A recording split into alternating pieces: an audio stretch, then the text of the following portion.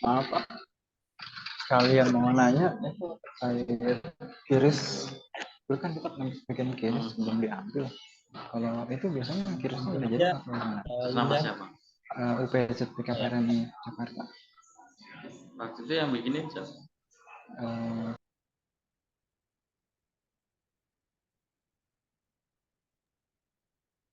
Baik, mohon izin semuanya. Assalamualaikum warahmatullahi wabarakatuh.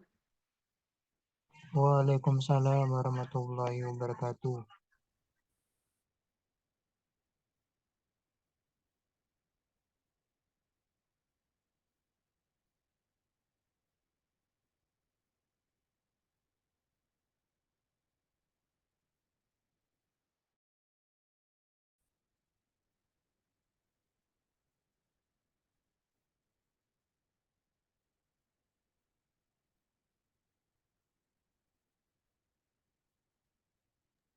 Iya, iya, kedengeran. Alhamdulillahirrahmanirrahim. Wabihi nasta'in ala umuri dunya waddin. Wassalatu wassalamu ala asyrofil anbiya'i wal mursalin wa ala alihi wa sahbihi ajmain. Selamat pagi, mohon maaf, selamat siang para hadirin semuanya. Marilah kita panjatkan puji syukur kehadirat Allah Subhanahu wa taala karena telah memberikan rahmat kesehatan, keselamatan sehingga kita dapat berkumpul pada Zoom meeting kali ini. Adapun topik yang akan kita bahas dalam seminar ekonomi syariah dan Ramadan. Perkenalkan, nama saya Wildania, mahasiswa semester 4 dari Universitas Muhammadiyah Bogoraya yang akan bertugas sebagai moderator pada seminar hari ini. Selanjutnya, dari Bapak Adi Sumarna selaku founder Breto Institute yang menyelenggarakan sedekah Ramadan Jilid 2 tahun 2024. Dengan hormat kepada Bapak Adi Sumarna, saya persilahkan. Baik, terima kasih Wilda. Suara saya terdengar jelas? Jelas Pak. Jelas, Dengar jelas. ya? Baik, terima kasih banyak. Saya buka. Assalamualaikum warahmatullahi wabarakatuh. Alhamdulillahirabbil alamin wa bihi nasta'in ala umuri dunya waddin wa sallallahu ala sayyidina Muhammadin amma ba'du. Utlubul ilma minal mahdi ilal lahdi.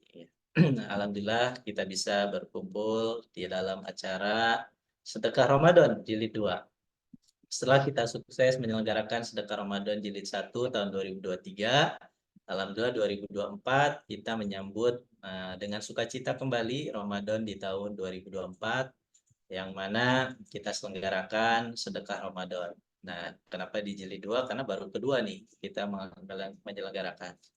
Yang insya Allah nanti Bapak Ibu semuanya hadirin yang ada di Zoom, kita akan menyelenggarakan selama 20 hari ke depan dengan tentunya akan ada narasumber 20 expertise gitu ya di bidangnya masing-masing, baik dari akademisi, praktisi ataupun pelaku usahanya langsung. Dengan tema sedekah Ramadan kita ya gak jauh dari kewirausahaan, karena Breto Institute sendiri merupakan lembaga pendidikan dan juga lembaga pendampingan usaha yang berfokus kepada pengembangan masyarakat terhadap kewirausahaan, khususnya wilayah Kabupaten Bogor. Nah, perlu diketahui juga bahwa Breto Institute ini ada di lingkungannya Kabupaten Bogor, tepatnya di Bogor Barat ya, yang ada di kantor kita ada di Ciampea. Nah, mudah-mudahan Bapak Ibu semuanya juga bisa mengikuti acara kita dengan baik, dengan selesai, karena pastinya akan banyak manfaat yang akan diperoleh sama Bapak Ibu semuanya. Selain materi, tentunya akan ada manfaat lainnya berjejaring dengan para pelaku usaha lainnya yang ada di grup kita.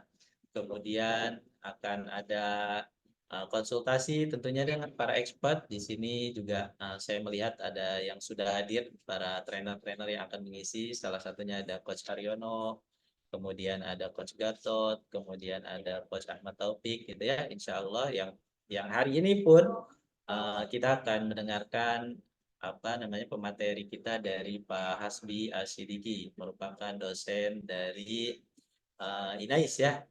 Nah, mudah-mudahan Bapak Ibu semuanya bisa mengikuti acara rangkaian kita selama 20 hari ke depan. Dan saya mendoakan Bapak Ibu Ramadan kali ini, Ramadan tahun ini selalu dalam keadaan sehat walafiat dan tentunya mendapatkan banyak pahala yang berlimpah di Ramadan ini. Untuk itu, izinkan saya membuka acara ini dengan pembacaan atau mengucapkan basmalah, Bismillahirrahmanirrahim. Semoga acara ini berjalan dengan lancar, dengan sukses, dan memberikan manfaat dampak yang luar biasa kepada pelaku usaha yang ada di Indonesia. Terima kasih. Assalamualaikum warahmatullahi wabarakatuh. Waalaikumsalam warahmatullahi wabarakatuh. Terima kasih kepada Bapak Adi yang telah memberikan informasinya. Ada narasumber yang hadir yang merupakan dosen dari Institut Agama Islam Padi Bogor. Berikut saya akan membacakan biodata narasumber. Nama Hasbi Asidik, alamat Jalan Flora,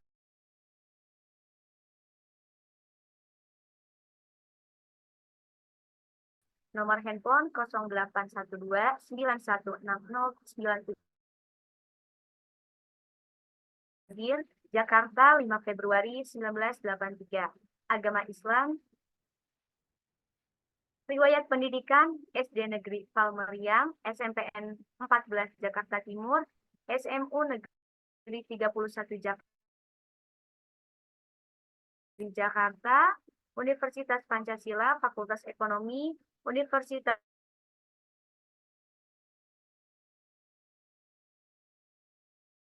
pendidikan non-formalnya. Riwayat organisasi Rohis SMP Negeri 14, Rohis SMU Negeri 31, UKN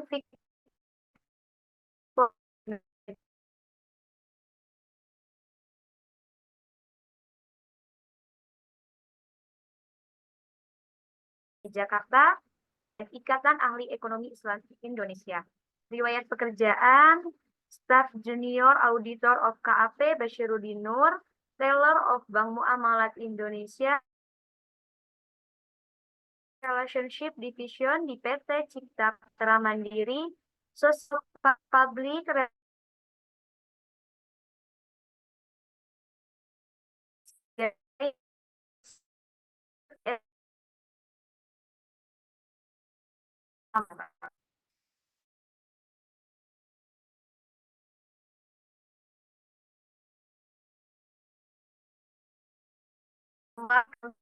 webinar kali ini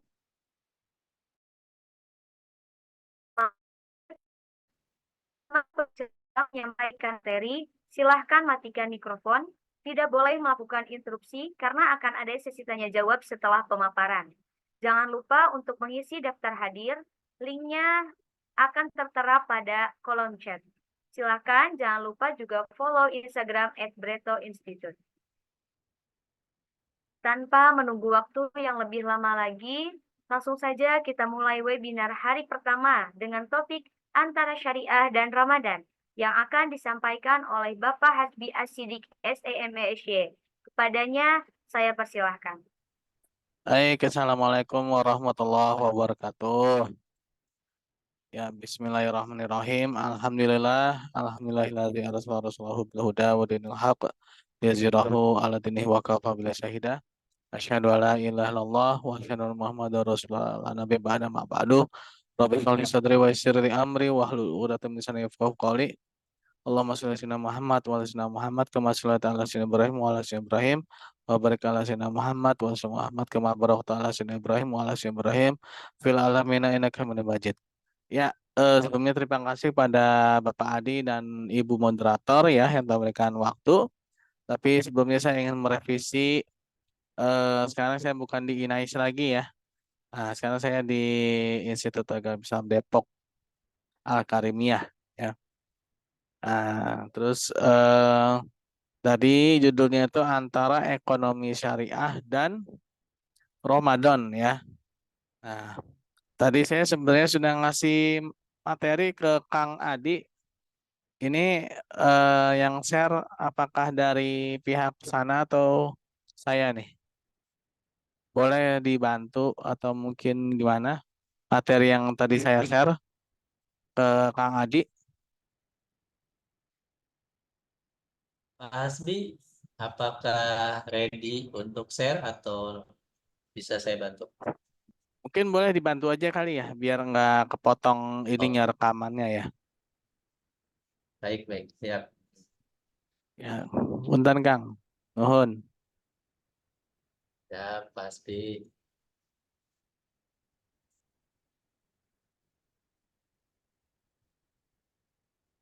Sudah Nah ini terlihat? ya, sudah.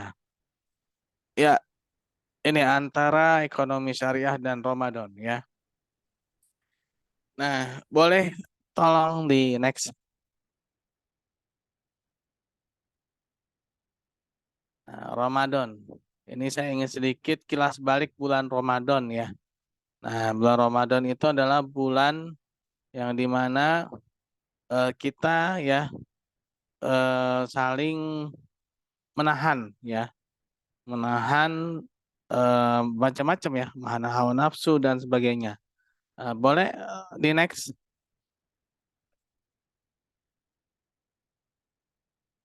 Nah, ini ditandai ya perintah berpuasa ini ya.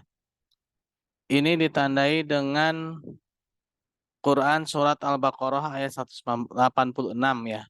Sebenarnya sampai 187 ya. Tapi saya ambil yang 186-nya aja. Yaitu Allah Subhanahu wa taala berfirman, A'udzubillahi minasyaitonirrajim. Ya ayyuhalladzina amanu kutiba alaikumusiyam kama kutiba alal ladzina min qablikum la'allakum tattaqun. Yang artinya wahai orang-orang yang beriman, diwajibkan atas kamu berpuasa sebagaimana diwajibkan atas orang-orang sebelum kamu agar kamu bertakwa ya. Nah, eh ini adalah perintah ya untuk menjalankan ibadah puasa. Nah, perintah ini turun ya pada tahun kedua Hijriah ya. Nah, ibadah puasa ini adalah ibadah yang mana tadi dikatakan sebenarnya telah dilakukan oleh umat-umat sebelumnya ya. Nah, dari ibadah puasa ini banyak sekali rahasia-rahasia yang bisa kita dapatkan gitu ya. Apa sih yang menjadi inti gitu ya? Apa sih yang menjadi permasalahan yang ingin diangkat ketika di bulan Ramadan ini ya? Dan bahkan ada beberapa peperangan-peperangan ya itu terjadi di bulan Ramadan, yaitu salah satunya adalah perang Badar ya.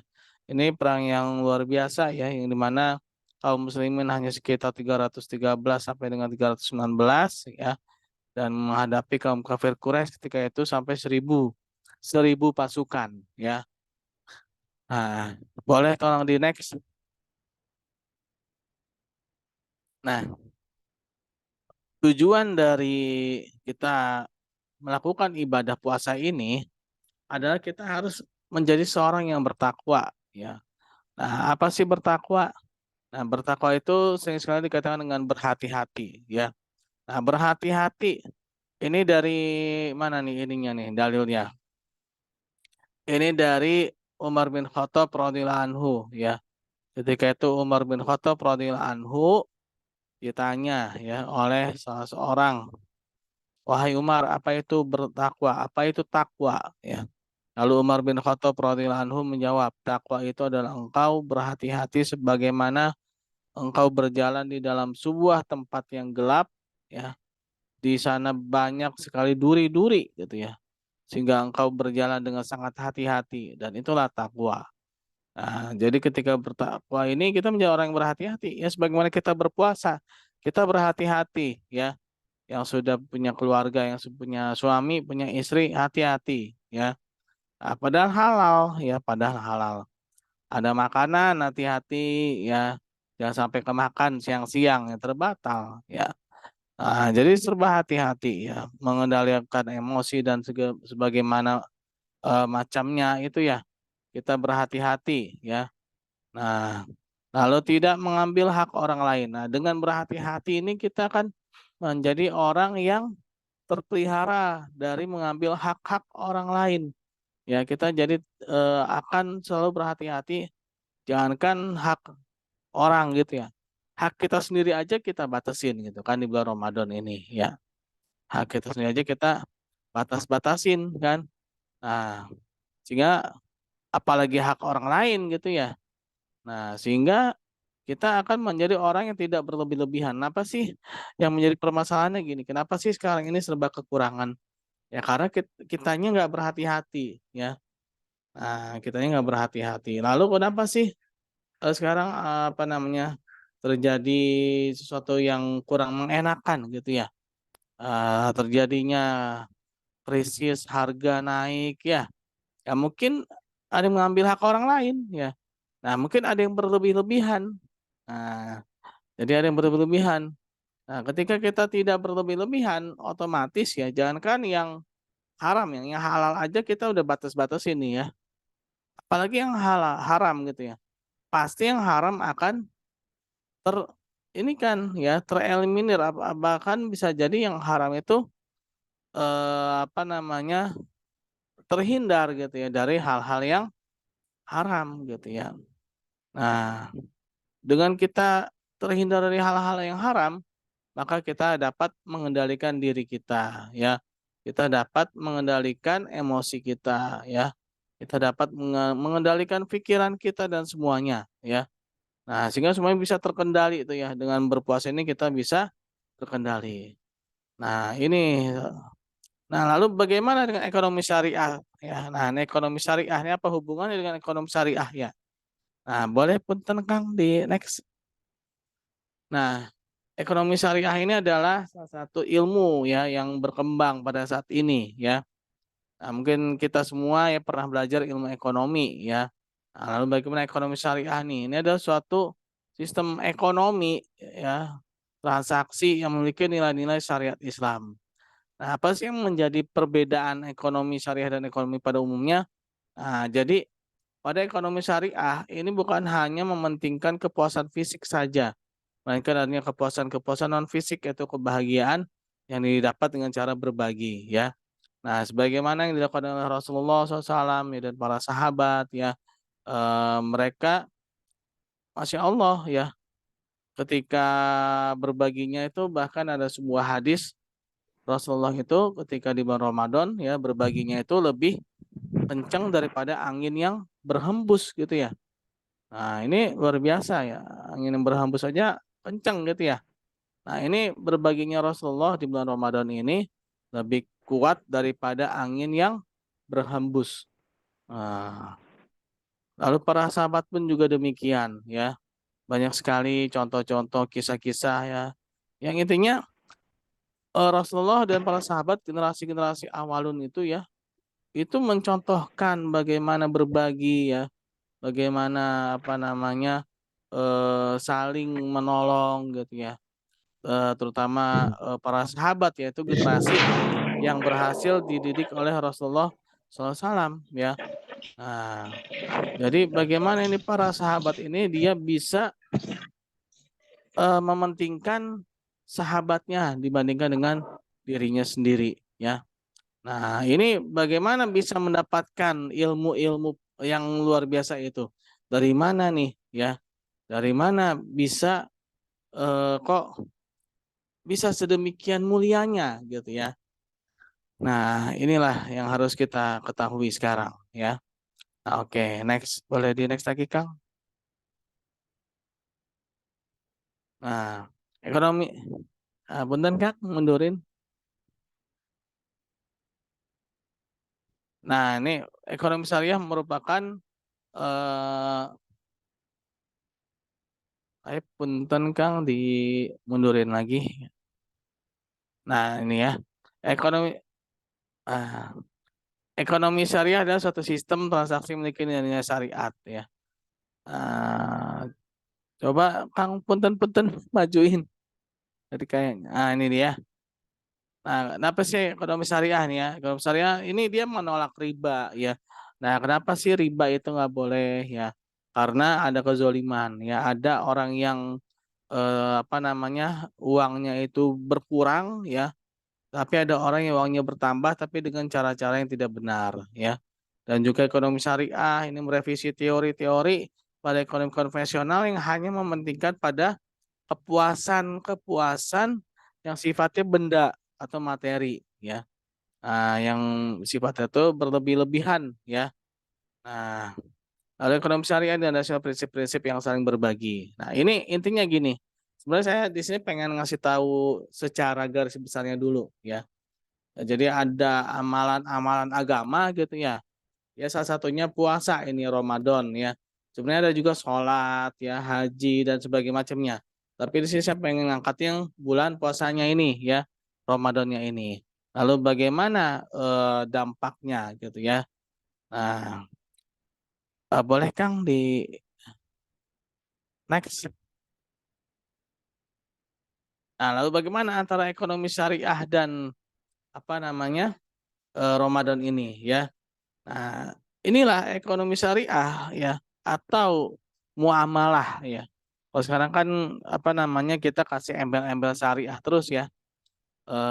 Belakang-belakangnya ya bank syariah, ekonomi syariah ya terus apa lagi banyak ya. Nah, ini maksudnya apa nih? Ini maksudnya adalah ilmu yang sekarang ini ya. Sebenarnya ini sudah pernah juga dilakukan oleh Rasulullah dan para sahabat, ya. Mungkin namanya beda, mungkin namanya muamalah atau apa gitu ya. Nah, intinya ya, ilmu ini, ilmu-ilmu praktek yang akhirnya menjadi teori ya yang secara Islam ini berbuah hasil dari amalan-amalan agama ya, mulai dari sholat ya, mulai dari puasa, haji ya, zakat ya. Akhirnya muncullah ini ya. Nah, akhirnya muncullah ilmu-ilmu ini salah satunya ekonomi syariah ya. Nah, ini seharusnya ibadah bulan Ramadan ini memegang peran penting dalam mengembangkan jiwa seorang muslim ya untuk menjalankan ekonominya yang sesuai dengan syariah. Nah, jadi kita ini udah Ramadan berkali-kali ya. Kita sudah berpuasa berkali-kali. Umur kita mungkin sini ada yang 40, ada yang 30. Ya, setidaknya kita udah pernah mungkin yang umurnya 30-an tahun ya, mungkin tuh udah pernah 15 kali puasa atau mungkin 10 kali puasa ya. Nah, di sini sebenarnya ada letak ekonomi syariahnya ya, yaitu saling apa menolong ya, saling berbagi ya, tidak hanya mementingkan kepuasan sendiri ya. Nah, hanya saja sekarang ini anehnya ya, ilmu-ilmu syariah ini ya, ini dianggap sebagai ilmu yang terpisah dari agama gitu. Padahal jelas-jelas bangun dalam kayak syariah. Kenapa kok bisa? Bisa. Kita bisa lihat ya.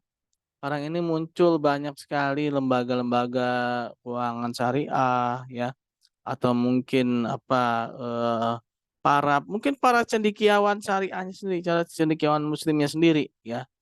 Nah, ngajar di sebuah institusi Islam gitu ya.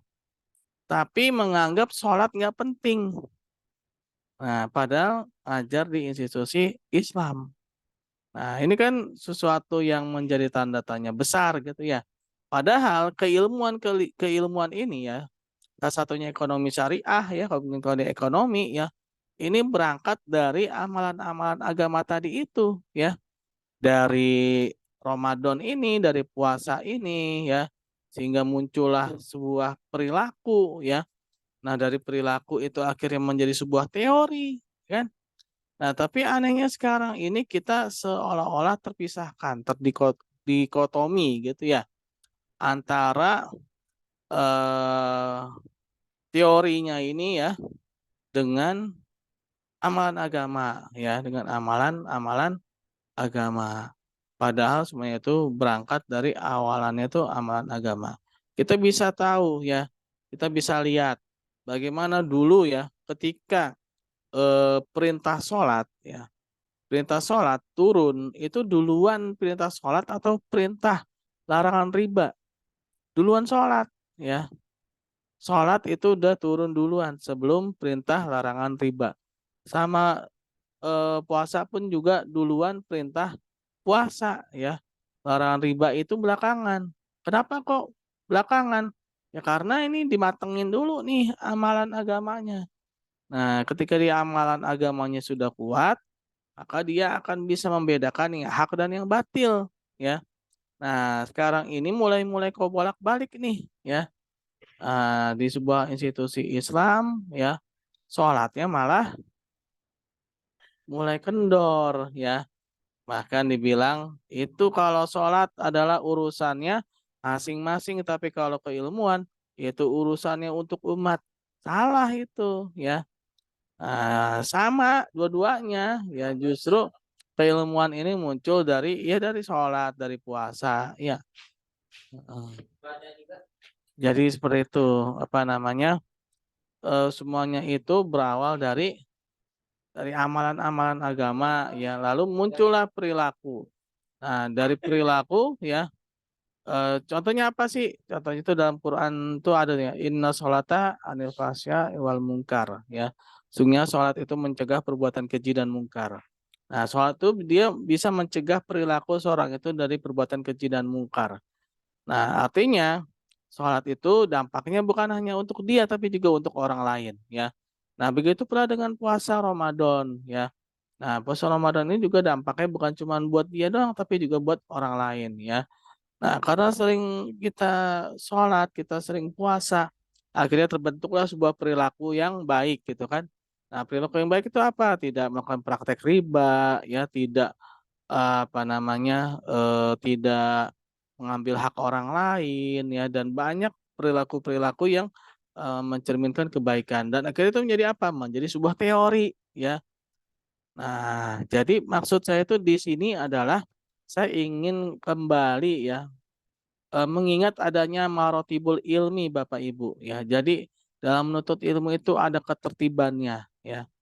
Ada ketertibannya. Jadi jangan sampai kita ini mempelajari ilmu ini kau bolak-balik ya. Ilmu apapun itu ya. Ilmu apapun itu ada urutan-urutannya. Salah satunya adalah ilmu-ilmu keislaman ini ya, ilmu-ilmu salah satunya ekonomi syariah. Ini bukan sesuatu yang terpisah ini. Ya, dia datang ya, dia lahir dari induknya yang syariah juga gitu ya. Nah, walaupun sebenarnya dia tuh bisa menjadi universal, semua orang tuh bisa ya. Tapi ya ini dia dulunya itu ya, sejarahnya dulunya itu adalah orang-orang yang rajin beribadah ya, yang membelanya ya. Oke, di next. Nah, ini ya fenomena hari ini ya, berkembang tanpa didahului nilai-nilai agama ya. Sehingga sekarang ini banyak ya namanya bagi hasil ya. Tapi ternyata mohon maaf mengandung riba, ada ribanya ya, ada bunganya juga. Tapi ini hanya bagi hasil ya. Nah, lalu ekonomi syariah hanya menjadi diversifikasi ilmu aja. Jadi ada ekonomi syariah, ada ekonomi kapitalis, ada ekonomi sosialis. Udah sebatas itu ya. Jadi hanya sebagai diversifikasi ya. Sekarang ini tinggal jadi kayak pilihan aja gitu. Padahal ini bukan pilihan, ini adalah solusi ya. Ini ada sesuatu yang wajib dilakukan, wajib diambil. Nah, jadi banyak sekali sekarang ini yang menjadi pergeseran-pergeseran. Kenapa sih? Ya karena pondasinya nggak kuat ya. Karena menganggap sama gitu ya. Menganggap sama. Nah, jadi seperti itu Bapak Ibu ya. Eh, Mungkin sharing saya mungkin ini ya. Boleh dilanjutkan dengan sesi tanya jawab. Assalamualaikum warahmatullahi wabarakatuh. Waalaikumsalam warahmatullahi wabarakatuh. Terima kasih Bapak atas pemaparan yang sangat luar biasa ini. Semoga kita semua terinspirasi dari narasumber ya, agar kita dapat lebih memahami terkait yang telah disampaikan. Saya akan buka sesi tanya jawab untuk 6 orang penanya. Pertanyaan boleh ditulis di kolom chat atau langsung dengan mengangkat tangan terlebih dahulu. Baru akan dipersilakan oleh moderator. Diawali dengan perkenalan dan memberikan pertanyaannya. Pada hadirin yang ingin bertanya, saya persilahkan.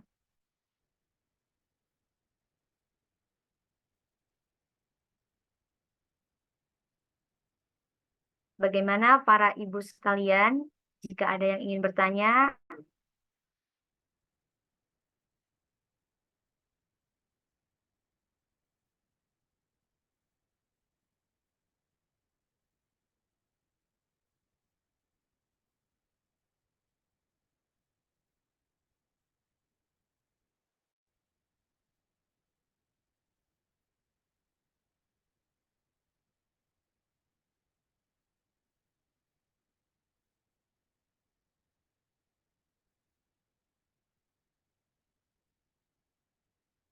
Apakah ada yang mau ditanyakan? Jika tidak ada, mungkin dari dulu ya Pak, mohon izin untuk bertanya. Oh, ada nih dari dia pertama yaitu tidak melenceng dari syariah. Apakah yang harus diperhatikan, Ustaz? Mangga kepada Bapak Hasbi untuk jawab pertanyaannya. Oke, saya jawab satu-satu ya. Nah, ini terima kasih Bapak Ya. Aditya, Bapak ya. Nah, ini jika suatu bisnis tidak melenceng dari syariah, apa yang harus dilakukan? Oh, agar bisnis tidak melenceng dari syariah ya. Nah, pertama ya, kita harus paham dulu fikih muamalah ya. Fikih muamalah itu tentang halal haram ya. Halal haram dari bisnis ya. Jadi ada namanya haram karena zatnya, haram karena selain zatnya ya. Lalu ada lagi haram karena akadnya rusak ya. Pertama haram secara zatnya ya. Haram secara zatnya itu seperti apa? Ya B4 B1 ya, babi ya. Itu tidak boleh diperjualbelikan ya. Lalu hewan-hewan yang berkuku tajam ya. Hewan-hewan buas ya. Hewan-hewan yang mengandung racun ya. Dan hewan-hewan lainnya yang memang diharamkan oleh Allah Subhanahu wa taala dan Rasulnya ya. Nah, itu secara zatnya ya. Lalu ada selain zatnya ini karena transaksinya ya. Yaitu dia melanggar prinsip eh apa namanya? Jadi ada beberapa prinsip yaitu la tazlimuna wa la tuzlamun. Janganlah kamu saling menzolimi ya. Nah, ini dia berarti ada kezoliman ya. Kalau melanggar prinsip la tazlimuna wa la tuzlamun berarti dia berarti melakukan kezoliman ya. Kezoliman salah satunya mungkin dia lakukan praktek riba ya, melakukan praktek apa namanya? eh maisir goror ya, lalu praktek apa bai'al inah ya, tawaruk, terus apa lagi tuh banyak ya, talaki rukban, itu istilah-istilah fikih muamalah yang harus kita ketahui ya. Nah, itu kita harus apa namanya nih, punya bukunya ya. Harus punya bukunya tentang fikih muamalah ini ya. Nah, lalu melanggar prinsip apa namanya, setelah la tazlimun wa la tuzlamun, dia melanggar prinsip namanya itu antara dimingkum ya. Nah, berarti dia ada ketidakridoan ya. Antara dimingkum itu artinya saling ridho ya. Nah, berarti dia melanggar prinsip antara dimingkum, adanya ketidakridoan ya. Nah, yaitu apa tuh? Tadlis ya, penipuan ya. Nah, ini hati-hati kita jangan sampai melakukan bisnis-bisnis yang melakukan penipuan-penipuan biar cepat laku gitu ya. Nah, ini hati-hati ya. Nah, lalu melanggar ini lagi ya, satu lagi melanggar prinsip apa namanya, dari sisi ininya transaksinya juga ya, yaitu dia bersifat two in one. Two in one itu adanya dua perlakuan pada satu jenis barang ya, pada pembeli gitu ya. Nah, mentang-mentang pembelinya ini yang satu pakai sepatu ya, yang satu pakai sendal, kita lakukan perbedaan pelayanan. Nah, itu nggak boleh ya. Harus sama ya, karena dia sama-sama pembeli ya. Nah, lalu apalagi dari sisi umur yang melayaninya juga harus udah balik ya. Karena transaksi anak kecil itu nggak boleh ya. Nah, itu baru segelintir tentang fikih muamalah ya. Nah, sebenarnya banyak lagi tuh ya tentang fikih muamalah ya. Ini kita harus perdalam ya dalam berbisnis. Kalau bahasnya Umar bin Khattab radhiyallahu anhu ya, janganlah kamu masuk ke pasarku kalau tidak mengerti fikih ya. Nah, ini kalau Umar bin Khattab radhiyallahu anhu itu malah lebih tegas lagi. Janganlah kamu masuk ke dalam pasarku ini melainkan harus mengerti dulu fikih muamalah ya. Kenapa? Karena nanti kalau tidak mengerti fikih bisa gampang tergelincir ya. Nah, mulai dari barang-barang yang diperjualbelikan, mulai dari transaksinya, ya, sehingga takutnya ada kecurangan-kecurangan ya. Nah, jadi harus paham fikihnya ya, dalam berdagang harus paham fikih muamalah. Jadi begitu Pak Adit ya.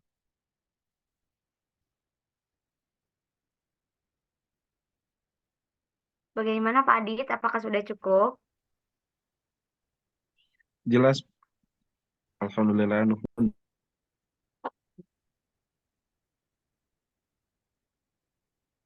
Selanjutnya, Pak ingin bertanya sambil menunggu lagi ingin memberikan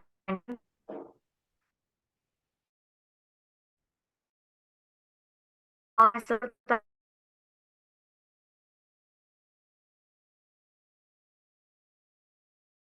Anda betul.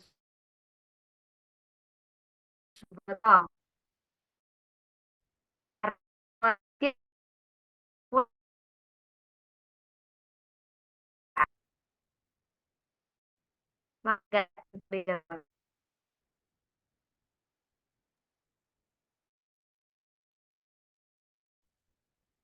Oke. Mana? Mbak moderator, boleh saya jawab? Suaranya agak putus-putus ya. Oke, ini tentang bank konvensional dan bank syariah yang masih satu atap itu ya. Maksudnya tuh kayak apa, Islamic Windows gitu ya. UUS gitu ya, unit usaha syariah. Nah, jadi gini, keharaman riba ini bukan keharaman karena zatnya ya. Jadi beda ya. Kalau kita masak apa namanya? Kalau zatnya tuh gini, misalkan babi gitu ya, sama sapi itu kan zatnya tuh ya.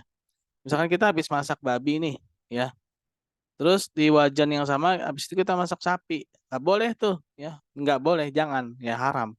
Harus di apa namanya? Harus di apa di ini kan dulu ya. Ada tuh namanya dibersihinnya itu dengan cara-cara khusus ya. Nah, tapi kalau riba ya ini nggak sama, beda ya. Riba itu bukan haram karena zatnya ya. Nah, kalau misalnya kita anggap uang ini haram karena zatnya ya, ini bahaya. Kenapa? Karena takutnya uang yang ada di kantong-kantong kita ini nggak ada yang bisa jamin dia ini pernah muter di meja judi ya. Kalau misalnya kita bilang haram nggak boleh apa namanya, ya jangan-jangan uang yang kita dapatkan ini dulunya tuh pernah ada di meja judi mana gitu kan. Nah kalau misalnya dia haram pada zatnya jadi haram udah ya. Nah tapi kan kita dapat ini dengan cara yang halal ya kan. Kita kan dengan cara-cara yang halal, dengan cara-cara bekerja ya kan. Kita mendapatkan uang gitu kan. Walaupun uang itu dulunya mungkin pernah di mana gitu ya, pernah di tangan perampok gitu ya. Tapi itu nggak akan apa namanya, menjadikan uang yang kita pegang ini menjadi haram, enggak. Nah, jadi sebatas apa yang kita lakukan gitu ya. Nah, begitu pula dengan bank konvensional dan bank syariah yang masih satu atap ya. Nah, selama si bank syariahnya ini dia melakukan pencatatan yang rapi ya, tidak bercampur baur, jadi ini benar-benar catatannya ya, bukan fisiknya ya. Jadi yang dilakukan sini adalah pencatatannya. Dia harus benar-benar rapi ya. Yang haram dan halalnya itu dia benar-benar teliti ya. Kalau walaupun fisiknya nyatu tapi kalau catatannya ini kan bisa dipisah ya kan. Bisa dipisahkan ya. Nah, jadi yang harus kita amati di sini adalah yang menyebabkan keharaman ini bukan karena zatnya, melainkan karena selain zatnya ya, riba ya. Gimana Pak Fahru Roji?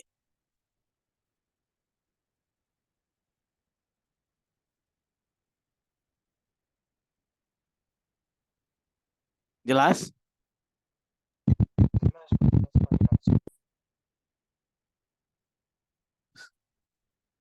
Suaranya agak, insya Allah jelas ya.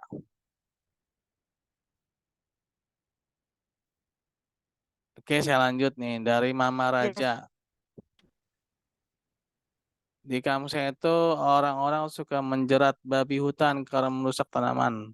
Orang yang nangkap babinya dijual ke orang non-muslim. Nah, ketika kita katakan itu haram, Si penyembelihan kita kan cuma menjerat. Saya cuma minta jasa saya membuat jerat. Kalau itu bagaimana? Nah ini ya, jadi tidak boleh menjual beli barang yang haram ya. Walaupun hanya menjerat, tapi juga tetap tidak diperbolehkan ya. Nah, karena apapun apa ya transaksinya ya, kalau sudah haram secara zatnya, tetap aja nggak boleh ya. Jadi ada beberapa apa namanya yang tidak diperbolehkan diperjualbelikan ya. Salah satunya ini ya, barang-barang yang haram ini nggak boleh diperjualbelikan ya. Nah, kenapa? Karena nanti dia akan menyebabkan seorang orang lain ya. Jadi gini, walaupun itu non muslim ya, kita juga jangan sampai menjerumuskan orang juga gitu ya. Jangan sampai kita menjerumuskan orang untuk memakan makanan yang haram gitu kan. Biarin aja dia non muslim ini, tapi kan kasihan ya. Sebenarnya bisa jadi dia pada saat itu lagi gak mau makan yang haram gitu ya. Tapi begitu kita jual ke dia ya, babinya itu, akhirnya dia makan ya kan. Padahal awalnya dia nggak ada niatan buat makan yang haram gitu kan. Tapi kita jual akhirnya dia makan. Nah, kalau kita kan sebagai umat Islam ini kan apa namanya kalau kata Umar bin Khattab ya, radhiyallahu anhu itu ketika seorang muslim itu melakukan suatu kebaikan itu kan karena penyebabnya dua, ya kan? Karena memang keinginan dan juga memang itu perintah ya. Nah, ketika nggak ada keinginan setidak-tidaknya itu ada perintah ya. Nah, kalau orang non Islam itu ketika melakukan kebaikan karena memang keinginan semata. Nah, keinginannya mereka ini sangat apa ya rentan gitu loh, rentan untuk bisa berubah-ubah gitu ya. Nah, kita jangan pula menjadi orang yang berkontribusi untuk mereka menjadikan keinginan mereka jadi dalam keburukan gitu ya. Kasihan. Kenapa? Karena mereka itu nggak punya perintahnya ya. Mereka itu nggak ada perintah untuk kebaikannya. Nah, oleh karena itu kita kalau bisa ya jangan walaupun itu mungkin bagi mereka halal gitu ya, tidak ada perintahnya, kita jangan sampai menjadi orang yang berkontribusi dalam menjerumuskannya gitu. Ya mungkin gitu Mama Raja ya.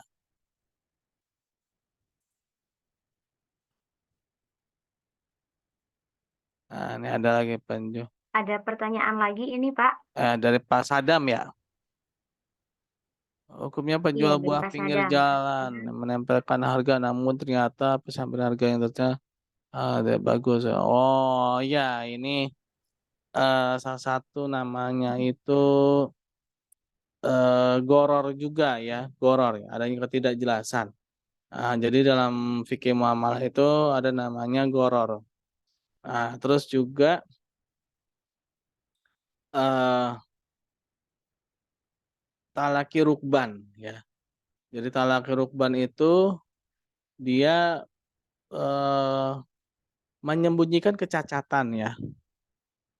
Nah, apakah itu ukurannya ya, apakah itu bentuknya ya. Dari jauh kelihatannya bagus-bagus gitu ya. Tapi begitu dideketin ternyata di bawah-bawahnya itu banyak yang jelek-jeleknya gitu ya. Nah, terus juga dia goror juga nih, nggak jelas juga ya. Nah, nggak jelas itu antara yang ditempel sama yang dijual itu kadang-kadang beda ya. Nah, ini dalam apa namanya berjualan ini kan harusnya pasti ya. Pasti dari sisi apa kuantitas, kualitas, terus harga ya, keuntungan ya. Nah, ini harusnya jelas semuanya ya. Nah, tidak boleh ada ketidakjelasan dalam jual beli ya. Tidak boleh ada ketidakjelasan dalam jual beli. Dalam jual beli itu harus semuanya serba jelas. Kuantitas, kualitas, harga, lalu waktu penyerahan ya. Itu semua harusnya jelas. Nah, sehingga antara yang penjual dan pembeli itu antara dimingkum ya. Nah, antara dimingkum ini juga dalam koridor yang halal ya, bukan koridor yang haram ya. Nah, jadi ketika kita bicara senzatnya ini berarti kita udah bicara yang halal ya. Nah, lalu bagaimana barang-barang yang halal ini dijual dengan cara-cara yang benar? Jadi seperti itu ya. Nah, memang ini namanya talaki rukban dan juga goror juga ada dua nih kasusnya berarti ya talaki rukban dan goror ya. Talaki rukban itu jadi disembunyikan cacatnya, goror itu nggak jelas ininya ya harga barangnya nggak jelas ya barang yang mana sebenarnya yang dijual nih ya. Jadi seperti itu ya, Bapak Sadam ya. Bagaimana Bapak Sadam? Apakah sudah cukup?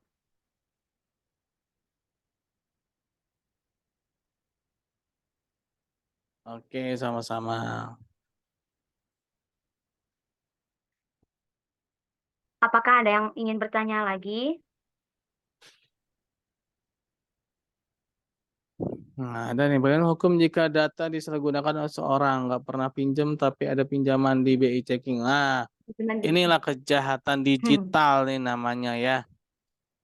Ini namanya kejahatan digital. Zaman sekarang ini hati-hati ya dalam menyebarkan data, dalam menyimpan data ya. Nah, kemarin ini kan sempat dibahas juga ya dalam debat capres ya. Jadi keamanan sekarang ini bukan hanya keamanan secara fisik, tapi juga ada keamanan secara non fisik, yaitu keamanan dalam dunia digital ini ya. Nah, ya yang menyalahgunakan itu berdosa ya pastinya ya. Dia sama saja seperti mencuri ya, mencuri. Nah, jadi sekarang ini pencurian ini macam-macam ya. Ada pencurian secara fisik, ada pencurian secara digital ya. Nah, ini sama aja nih ya, sama. Mencuri secara non fisik ini ya, dia nanti juga akan seperti mencuri secara fisik juga nanti hukumnya ya. Nah, yaitu apa? Dia akan berusaha mencari orang yang pernah apa namanya dicuri datanya tuh ya. Dia akan mencari-cari tuh dulu yang mana nih orang ini ya yang pernah saya curi datanya nih buat saya ambil uangnya nih ya. Nah, akhirnya apa? Dia akan menggadaikan seluruh pahalanya dia. Kalau misalnya dia nggak punya pahala, maka dosa-dosanya kita dilimpahkan ke dia ya. Nah, lalu bagaimana kalau misalkan saat ini kita nggak punya uang gitu ya? Nah, ini sebenarnya pelik juga ya, rumit juga. Apalagi kalau misalkan korbannya ini ternyata eh nggak punya uang juga ya. Ya mungkin setidaknya bisa inilah ini ilmu IT ya, dibersihkanlah HP-nya itu ya dari apa namanya aplikasi-aplikasi dan juga harus berhati-hati ya. Harus berhati-hati dalam menerima pesan WA ataupun pesan dari manapun juga ya. Sekarang kan pencurian data itu masuknya tuh macam-macam ya. Ada yang lewat aplikasi APK itu ya. Lalu sekarang itu juga ada yang klik apa gitu kan. Nah, ternyata itu semua adalah penipuan. Nah, ini hati-hati ya. Oleh karena itulah kita harus senantiasa berdoa ya. Berdoa kepada Allah Subhanahu wa taala ya agar kita terhindar dari penipuan-penipuan ya. Nah, cara membersihkannya data di bank tersebut. Oh, membersihkannya data di bank. Nah, kalau data di bank itu memang orang bank yang ngerti ya cara ininya ya. Karena saya bukan ini nih ya, saya bukan bankir ya. Tapi mungkin bisa minta bantuan temennya yang orang bank ya gimana gitu ya. Dan bisa sih sebenarnya ya kasih aja penjelasan ya kalau itu bukan dia yang melakukannya. Ya, walaupun bisa jadi gini, pernah saya dengar ada kasus ya, kasusnya itu jadi lewat email. Jadi ada orang yang nggak paham gitu ya, dikirim email, judulnya itu mohon maaf dia pakai nama ngisi SPT pajak gitu. Padahal itu bukan apa namanya, bukan dari kantor pajak ya. Diisi tuh sama dia tuh. Ternyata begitu diisi sama dia, begitu diklik apa, di HP-nya muncul OTP OTP ya, kode-kode OTP. Ternyata apa? Itu digunakan untuk pinjam online oleh oknum-oknum tertentu yang tidak diketahui. Nah, ini hati-hati ya, Bapak Ibu semua ya. Sekarang itu banyak yang seperti ini ya. Kita nggak tahu ngisi-ngisi data, makanya hati-hati ya ketika isi, jangan sembarangan ngisi data dari pihak-pihak yang tidak diketahui gitu ya. Nah, karena itu bisa menimbulkan apa namanya bencana buat kita ya. Dan kita juga harus sering-sering berdoa ya pada Allah Subhanahu wa taala agar terhindar dari eh, bencana-bencana penipuan ini ya. Jadi seperti itu ya, Ibu Nur Hayati ya.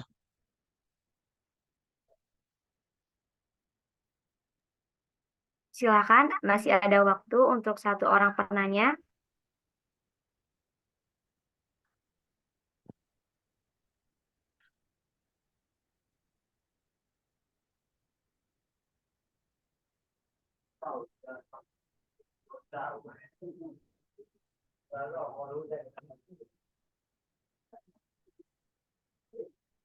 Jika tidak ada, mungkin pertanyaan dari saya Pak sebagai penutup Boleh? ya, mohon izin. Pertanyaannya, bagaimana ya banyak bank nih di kita yang mengakui syariah, tapi kalau minjam uang suka diminta jaminan. Itu termasuk kategori syariah atau bukan, Pak? Oh, jadi gitu ya. Gini, jadi dalam hukum umum ya itu masih ada yang boleh diterima juga secara syariah ya. Jadi syariah itu dia menanggung dua hukum ya, hukum umum dan hukum syariah. Nah, hanya saja ya ada beberapa hukum umum mungkin yang ditolak atau tidak diterima secara syariah. Salah satunya adalah menggunakan bunga itu ya. Nah, kalau jaminan atau kolateral ini memang apa namanya menjadi hukum umum ya yang diterima baik secara syariah maupun secara konvensional ya. Kalau gitu nggak ada bedanya dong syariah sama konvensional. Ada cara pengelolaan uangnya ya. Cara pengelolaan uangnya dia bukan dari sisi apa namanya eh, kolateralnya ya. Nah, jadi bank syariah itu dia tidak boleh apa memberikan pembiayaan ke sektor-sektor yang haram ya. Dia harus dengan cara-cara yang sesuai dengan syariah ya. Nah, kalau soal jaminan ya, kalau hanya soal jaminan ya, itu sebenarnya tidak dipermasalahkan. Jadi seperti itu. Gimana? Ah, terpental kayaknya.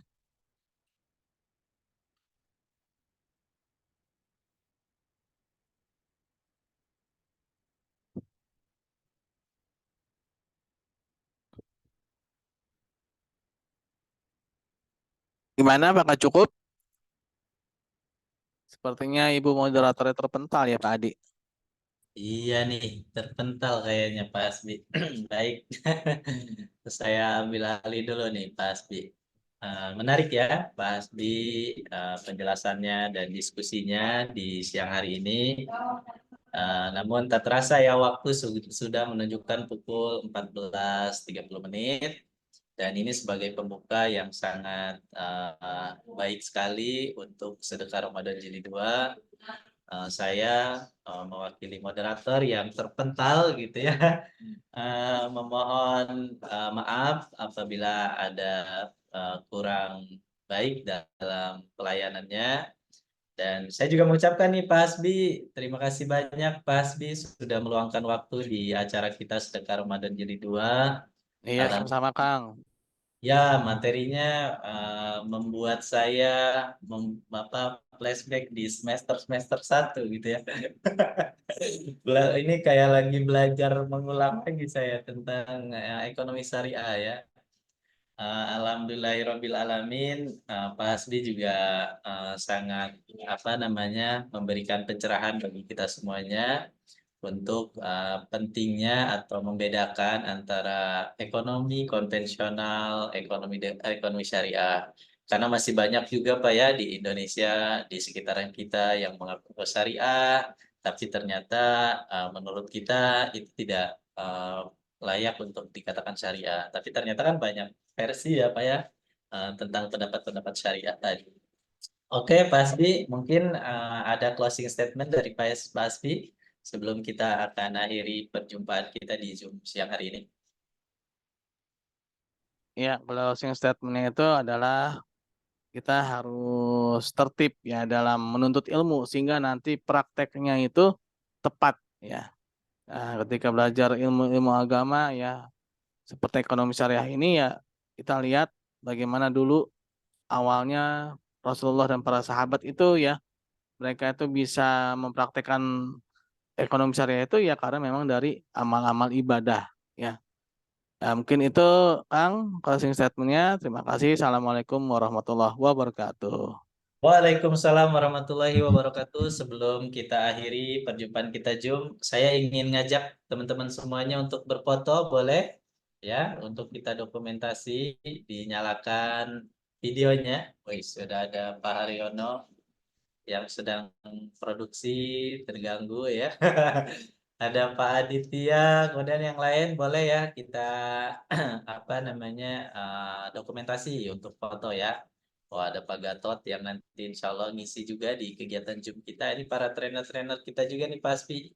Ada Pak Haryono, ada Pak Aditya, ada Pak Gatot. Kemudian di sini saya lihat ada Bu Masruro juga ya.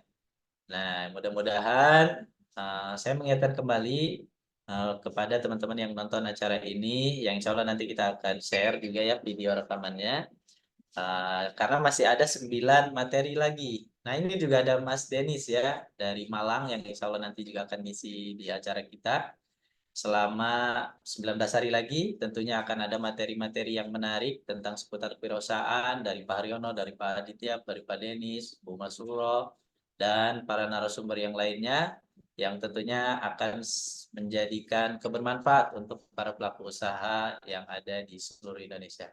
Baik, saya hitung ya. 1, 2, 3.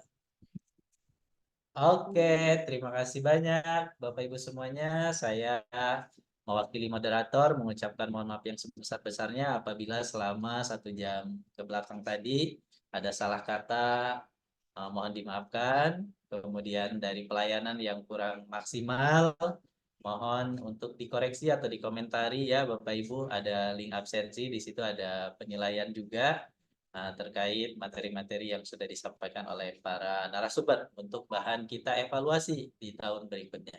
Terima kasih. Wabillahi taufiq wal hidayah. Wassalamualaikum warahmatullahi wabarakatuh. Waalaikumsalam warahmatullahi wabarakatuh. Ya Kang, terima kasih semuanya ya. Subhanakallahumma bihamdi, subhanakallahu wa bihamdika. Asyhadu an la ilaha illa anta astaghfiruka wa atubu ilaik.